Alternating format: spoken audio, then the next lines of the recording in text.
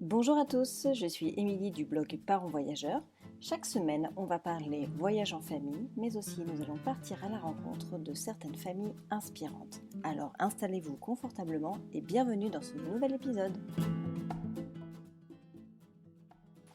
Bonjour les parents voyageurs, j'espère que vous allez bien. Alors cette semaine, je vous partage un article un peu plus léger, un peu plus humoristique, ou pas pour certains, peut-être que vous n'allez pas trouver ça drôle, mais j'avais envie de vous partager un podcast où je pense bon nombre de parents vont se reconnaître, parce qu'effectivement, lorsqu'on voyage avec ses enfants, on partage notre expérience et souvent on partage que le meilleur. Moi sur le blog, effectivement, je vous partage que le meilleur, les choses qu'on a aimées, etc. Parce que aussi, c'est ce qu'on veut garder comme souvenir de notre voyage. Mais parfois, tout se passe pas comme prévu. Tout se déroule pas comme vous aviez planifié. Souvent, il y a des petites galères, des petits couacs, et j'ai envie de dire que c'est la vraie vie. Donc, j'ai envie de vous parler de tout ça dans ce podcast, un petit peu les coulisses, les backstage, parce que voyager en famille, c'est pas forcément très simple parfois, même si on en garde souvent des très bons souvenirs et qu'on oublie les petits couacs. Voilà, donc je vais vous partager quelques points qui vous montrent tous les coulisses d'un voyage en famille imparfait comme nous on les aime. Donc toutes ces anecdotes sont issues de notre propre expérience personnelle. Je pense qu'il en existe bien d'autres. Mais voilà, en tout cas, j'espère que ce podcast vous fera rire à un moment et j'espère que vous vous reconnaîtrez, parce que du coup, on se sentira un petit peu moins seul dans l'histoire.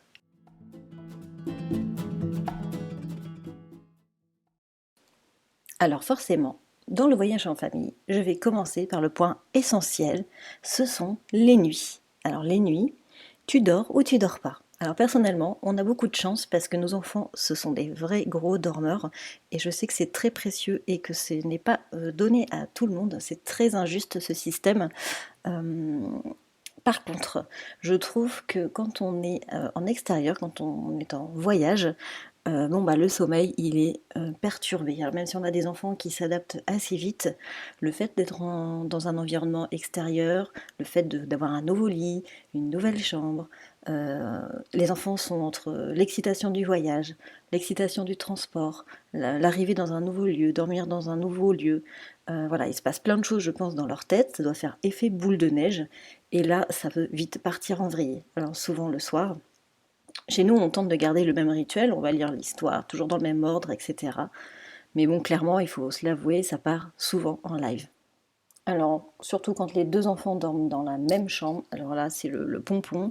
Ils veulent jouer, ils veulent pas dormir, ils discutent, ils chahutent. Donc voilà, donc c'est quand même clairement souvent une bataille pour les calmer, parce que du coup, toi, t'es hyper crevé de la journée, t'as juste envie de te reposer et t'as juste pas envie de batailler pour qu'ils dorment. Donc bon, soit tu lâches prise et tu les laisses et que tu te dis, bah au bout d'un moment, ils vont finir par s'endormir. Nous, on opte souvent pour cette option-là, parce qu'au final, eux, ils se créent des souvenirs, ils chahutent, ils sont contents.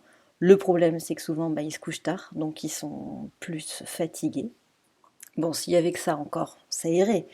Mais souvent, le matin, ce sont des réveils qui sont un peu plus tôt, si ce n'est pas dans la nuit. Donc souvent, ils sont réveillés par des voisins qui sont bruyants, par des portes qui claquent, ou juste parce qu'il fait jour dans la chambre, ou parce qu'ils entendent, je sais pas, les bruits de la route et que habituellement chez vous, c'est plutôt calme. Donc les raisons peuvent être multiples. Donc, bilan, les enfants sont couchés tard, ils sont levés tôt, égal, toute la famille est fatiguée pour commencer la journée. Bon, je vous rassure, hein, les parents qui vont bientôt voyager avec leurs enfants, c'est pas tout le temps comme ça.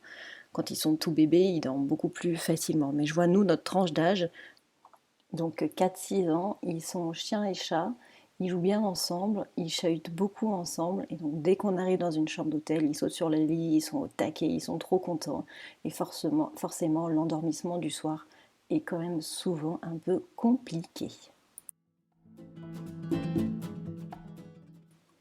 Alors, deuxième point, des déceptions, tu auras. Et oui, parce que forcément, des déceptions lors des voyages en famille, il y en a. Alors, beaucoup, pas beaucoup, ça dépend des voyages. Par exemple, généralement, on est plutôt dans un mood où on a envie de voir plein de choses, on a envie de profiter de nos vacances à fond, de la destination, des activités à faire. Et effectivement, ralentir, c'est quand même un exercice qui est très compliqué. Pas de panique, les enfants sont là pour vous le rappeler que un planning trop chargé, à un moment donné, ça dégénère parce que un, les enfants sont fatigués, parce que 2, vous êtes fatigués, et parce que 3, quand tout le monde est fatigué, au final, plus personne n'apprécie l'endroit où on est, et on décide bien souvent de passer à autre chose pour essayer de calmer le jeu ou d'aller se reposer. Alors oui, quand on voyage en famille, à un moment donné, on fait face à cette frustration, à la frustration d'être face à un paysage incroyable et en parallèle de devoir gérer des pleurs, un enfant qui a faim, un enfant qui est fatigué, un enfant qui veut rentrer. Et la difficulté, elle est là, c'est apprendre sur soi pour essayer de passer à autre chose et faire en sorte que cette frustration, elle ne vous bloque pas pour la fin du voyage et surtout ne pas en vouloir à votre enfant d'être comme ça parce que c'est juste un enfant et c'est normal en fait. Donc gestion de la frustration, c'est hyper important.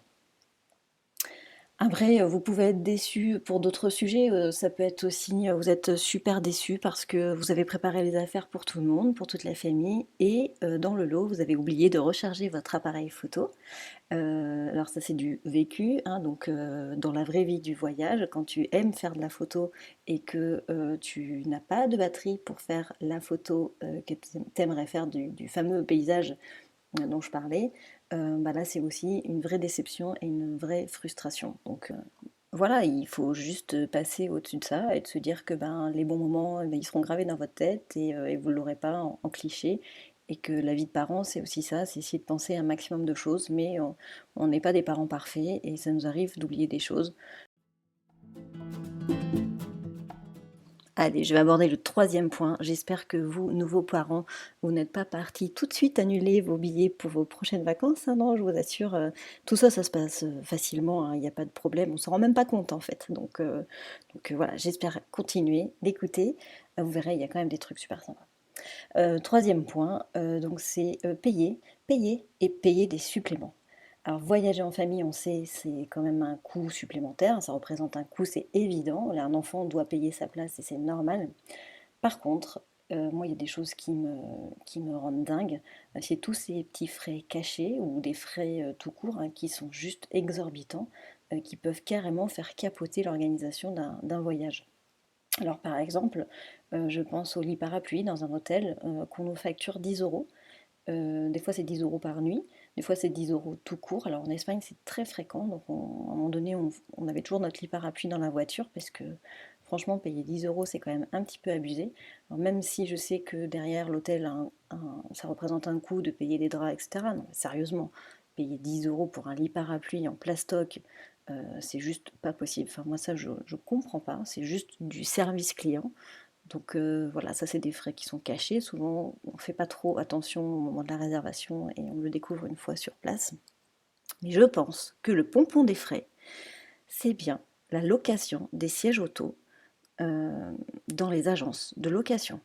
Alors franchement, dans certains pays, ça coûte plus cher de louer 2 sièges auto que la location en elle-même. Alors ça, je ne comprends pas, surtout que généralement ce ne sont pas des sièges dernier cri. Je ne comprends pas pourquoi ça coûte aussi cher, sachant que c'est obligatoire. Je trouve que c'est vraiment abusé de se faire de l'argent sur ce type de supplément. Parce que finalement, je vois que nous, des fois, ça nous a fait carrément changer, revoir complètement notre organisation de voyage parce qu'on s'est rendu compte qu'une location de voiture avec 2 sièges auto, on va dire, pour des bébés, ça coûte beaucoup trop cher, quoi. Donc ça, c'est un petit peu le coup de gueule des agences de location. Il faut peut-être vous détendre sur les tarifs parce que les familles, à un moment donné, elles ont bon dos de payer comme ça pour des services auxquels on ne peut pas se passer. Donc heureusement, aujourd'hui, il y a des plateformes qui permettent de louer du matériel à moindre coût, mais bon, globalement, si on veut simplifier un peu la vie, on prend les sièges auto avec la voiture directement et c'est plus simple. Mais voilà, donc ça, je trouve que c'est un petit peu abusé. Ça, c'était mon petit coup de gueule du jour. Alors, quatrième point, je voudrais aborder de nouveau le sujet du planning. Le planning, clairement, tu l'oublies en tant que parent quand tu pars avec des enfants. Tu sais que il va y avoir une forme d'improvisation naturelle. qui fait qu'au final, le voyage se dessine un petit peu au fur et à mesure de la journée. Donc c'est un peu en lien avec le point numéro 2 où on parlait des déceptions. Là, clairement, par exemple, si tu as prévu d'aller faire le marché ce matin, mais que les enfants ont décidé de faire la grasse mat parce que bon, ils ont chahuté jusqu'à 11 h minuit, et ben finalement, qu'est-ce que tu fais? Tu vas te recoucher parce que de toute façon, tu dors mal depuis 3 jours et que toi aussi t'es crevé, donc bah t'annules ta petite sortie au marché et tu te recouches. Donc oui, les imprévus, ils sont là, ils peuvent être positifs comme négatifs, mais à chaque fois, il y en a, je dirais même presque chaque jour. Après, en soi, il ne faut pas se focaliser dessus en se disant que ben, ça va tout gâcher le voyage.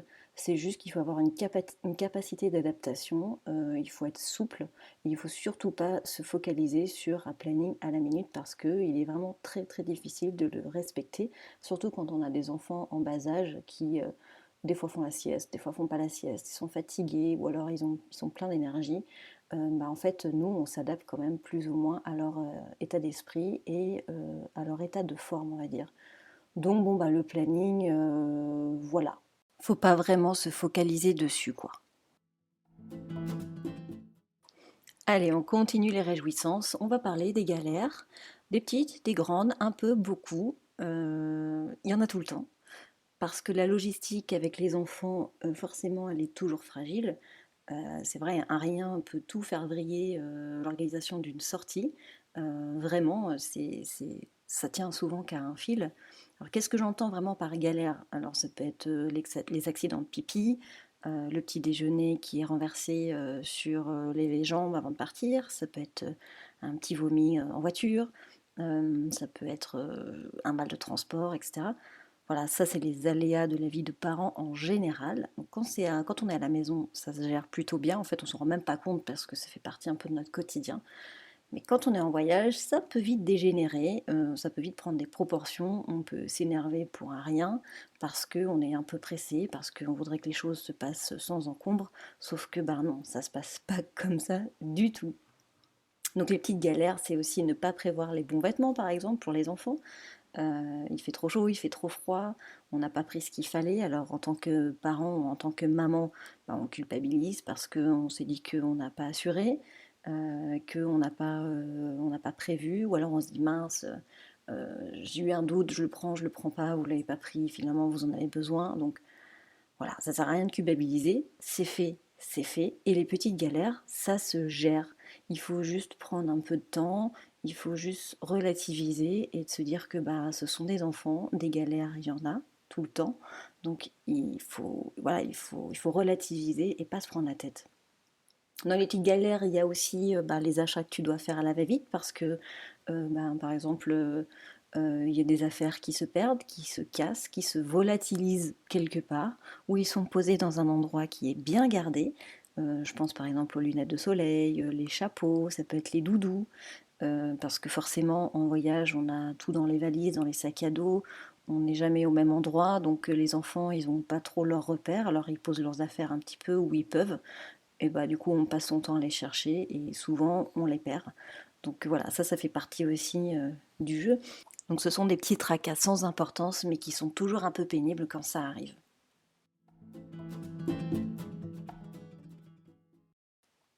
Alors un autre sujet qu'on n'aborde pas forcément sur les blogs, c'est les repas gastronomiques que tu oublieras. Euh, les repas, effectivement, lors des voyages en famille ne sont pas épargnés. Alors pour les sorties au restaurant, par exemple, bah, déjà, dans un premier temps, il faut trouver un restaurant que tout le monde aime. Donc il faut faire des compromis dans la famille. Bon, quand ils sont petits, du coup, c'est pas un problème, hein, les parents choisissent. Mais dès qu'on arrive dans une tranche d'âge où les enfants ont leur mot à dire, bah, il va falloir trouver des compromis pour trouver l'endroit qui fasse plaisir à tout le monde. Donc ben, soit vous imposez et vous pouvez manger correctement, soit vous écoutez toujours vos enfants et vous passerez clairement votre temps au McDo ou à la pizzeria du coin. Bon, je vous épargne le fait de trouver des restaurants kid-friendly, hein, surtout quand on part en France. Maintenant, effectivement, quand on rentre en France, ça nous choque, alors qu'avant, bon, ça ne nous choquait pas plus que ça. Alors, il y a une réaction que seuls les parents d'enfants qui sortent au restaurant peuvent connaître et comprendre, c'est quand le serveur te propose une chaise haute.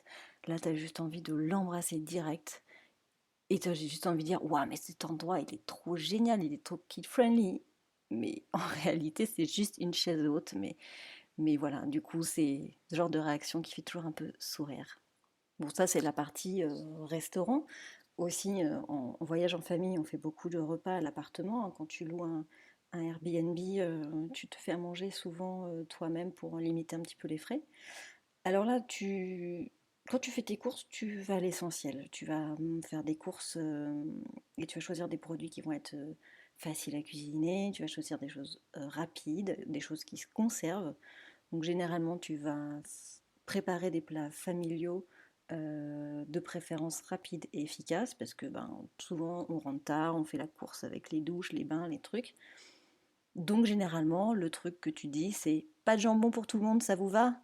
Les gamins, ils sont hyper contents. Et voilà, ton repas gastronomique du soir, il est fait. Non, mais je rigole, on mange pas des pâtes et du jambon pendant toute la durée de nos vacances. Il y a aussi le riz, la semoule. Bon, non, j'arrête, je blague. Non, mais globalement, tu fais des repas super simples parce que t'as pas le temps de cuisiner. Ou au contraire, t'as le temps de cuisiner et tu fais quelque chose de sympa. Mais généralement, c'est pas la priorité des vacances de passer des heures derrière une cuisine à préparer des bons petits plats pour toute la famille. Bon, après, chez nous, ça se passe comme ça. Ça se passe peut-être pas comme ça chez tout le monde. Allez, je passe au dernier point parce que si je continue comme ça, je vais faire fuir tous les parents, ils vont prendre peur. Euh, le dernier point, en fait, je voudrais parler de la Fashion Week que tu oublieras. Ben oui, parce que quand tu pars avec des enfants, les valises grandissent pas de manière proportionnelle, mais de manière exponentielle. Et oui, vraiment, il y a une coupure dans l'espace-temps qui se passe entre le moment où tu voyages en couple avec deux sacs à dos et le moment où il y a un bébé qui débarque qui fait 60 cm. Là, on comprend plus ce qui se passe. Les valises prennent des proportions incroyables. Alors, ça prend du temps hein, pour apprendre à voyager léger. Nous, on commence à voyager léger que depuis, on va dire, un an. Ça prend du temps et finalement je pense que le cap vient enfin le cap arrive quand les enfants deviennent plus grands et plus autonomes. Alors il faut dire que pour une valise efficace, il faut prendre des vêtements qui vont avec tout. Donc il faut aller à l'essentiel. Donc pour les enfants, ce sont généralement des vêtements confortables qui se lavent bien et qui sèchent rapidement. Ça c'est la base d'une valise facile, efficace. Alors statistiquement, il faut savoir qu'un enfant propre reste propre environ 4 minutes 30. Donc ceci explique cela, des tenues qui se lavent facilement, des tenues confortables, des tenues qui sèchent rapidement. Donc globalement, les looks instagrammables, bon, nous on a oublié hein, parce que c'est juste pas possible. Alors après, en tant que parent, on improvise avec la place qui reste dans la valise. Donc perso, moi je suis toujours mieux habillée durant les vacances d'été que durant les vacances d'hiver parce qu'en fait l'été, je peux toujours glisser des petits tops en plus, des petites robes en plus supplémentaires qui va faire que je ne vais pas avoir l'impression de porter toujours les mêmes fringues pendant mes 15 jours ou 3 semaines de vacances. Par contre l'hiver, c'est bien polaire et jean, simple, efficace. Donc clairement, je n'arriverai jamais à avoir un look Instagrammable de ouf avec les tenues que j'emmène l'hiver. Non, non, c'est juste pas possible. D'ailleurs, je tire mon chapeau à toutes ces influenceuses qui doivent partir avec des valises de ouf pour pouvoir faire des photos de ouf. Bon, nous, on va à l'essentiel et au final, ça nous convient bien. Bon allez, je vais arrêter là pour aujourd'hui parce que sinon je pense qu'il y a des personnes qui n'oseront jamais sauter le cap suite à ce podcast. Bon, je précise quand même que c'était de l'humour, que tous les enfants sont pas pareils. Voilà, j'ai un peu poussé le trait pour rigoler, mais globalement, quand on est parent et qu'on part avec ses enfants, on se retrouve des fois dans des situations un peu cocasses qui font rire, mais en fait c'est ça qui fait aussi le souvenir du voyage, c'est ça qui fait que on en garde des bons souvenirs, les enfants aussi, ils en gardent des souvenirs. Et puis en fait, après, avec le temps, on garde que le meilleur, on garde que le positif. Et c'est ça qui est chouette. Alors après, voyager avec des enfants, oui, c'est fatigant. Mais j'ai envie de dire, les enfants, c'est fatigant même au quotidien. Ça demande de l'attention, ça demande qu'on s'occupe d'eux. Donc qu'on soit en voyage ou à la maison, j'ai envie de dire, il faut être avec eux et assumer pleinement notre rôle de parent. Donc voilà, j'espère que ça vous a fait rire, que vous vous êtes reconnus aussi dans certaines situations. En tout cas, voilà, c'était un petit aparté sur les coulisses pour vous montrer que non, la vie n'est pas toujours rose et que c'est pas parce qu'on a un blog de voyage ou un Instagram de voyage que la vie est rose tout le temps. Voilà. Nous, on essaye de faire passer que le positif pour vous donner envie de voyager avec vos enfants. Mais voilà, il faut savoir que ces petites galères, elles sont là pour tout le monde, pour tous les parents. Et c'est normal, c'est la vraie vie. Donc voilà, et j'espère que ça vous a plu. Alors si vous voulez soutenir le podcast, vous pouvez le faire en laissant une note ou un commentaire sur votre plateforme d'écoute. Ça sert à quoi ? Tout simplement à gagner en visibilité dans mon référencement, c'est-à-dire que plus il y a de notes et plus il y a de commentaires, plus j'apparais dans les résultats de recherche dans les plateformes, donc c'est surtout sur Apple Podcast. Ça augmente ma visibilité et du coup ça m'aide à avoir plus d'auditeurs et c'est beaucoup plus encourageant pour moi. Voilà, je vous remercie beaucoup et je vous dis à mercredi prochain. Ciao ciao.